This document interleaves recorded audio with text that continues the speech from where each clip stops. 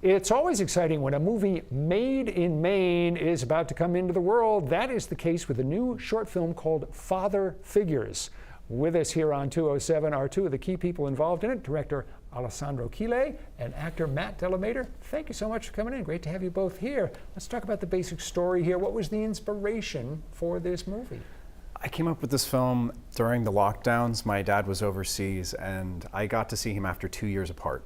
And when I came back home, I felt this immense sense of loss and a real desire to have him in my life more. He missed my wedding. You know, I got married in the pandemic, and I was thinking, what could I do in a story that would fill that void? So I came up with Father Figures, which essentially tells the story of a man who works as a father for hire for young men who've lost their dads at major life events to help them work through trauma. But the entire time, he's yet to confront his own loss of his son several years prior. You left me with nothing but questions, Dad. Questions? I'm sorry, this is weird. It's okay. It's a lot, I know. But it will help. I promise it will help.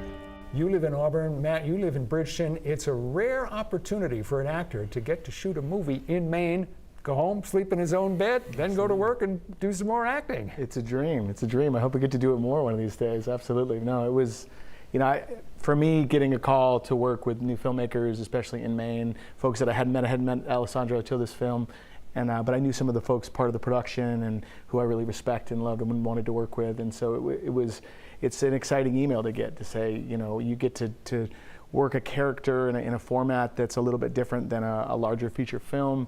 It's a little bit, you know, fast and dirty and fun, and you're working with a new script, you're working with new material, and that's always really exciting to me artistically, and Alessandro just kind of hit it out of the park with this film, and so I was really honored to be a part of it. You shot the film in Saco, Alessandro. Yes. Why did you choose that location? Our cinematographer is based out of there. We were going to use his house for one of the locations, and also there's just a terrific variety of beautiful spots there. There was a wonderful church that we shot at, a graveyard nearby that's really beautiful, and it was convenient and stunning on camera. We did a profile of you on 207 a while ago, and it talked about how you just started out in theater, community theater, just for the sheer love of it. You've gotten some breaks. You were cast in The Tender Bar feature motion picture, and your acting career has really taken off since then. What is it like for you just to have the phone ring and someone say, we want you to appear in our movie?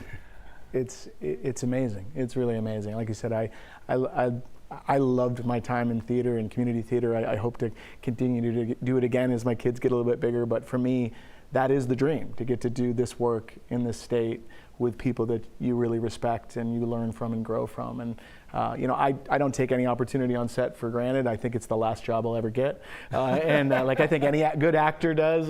You know, and I just think that, you know, that sort of desire to want to tell stories it's natural to want to do that in your home state and where you're from. And so any chance we get to do that, and I get to drive a little bit shorter, and I get to sleep in my own bed and see my kids at night, is kind of like you just pinch yourself. You're like, did that really happen? That was amazing.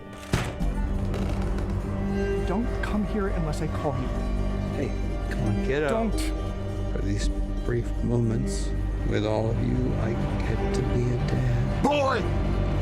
You watch what you say! Do you feel better?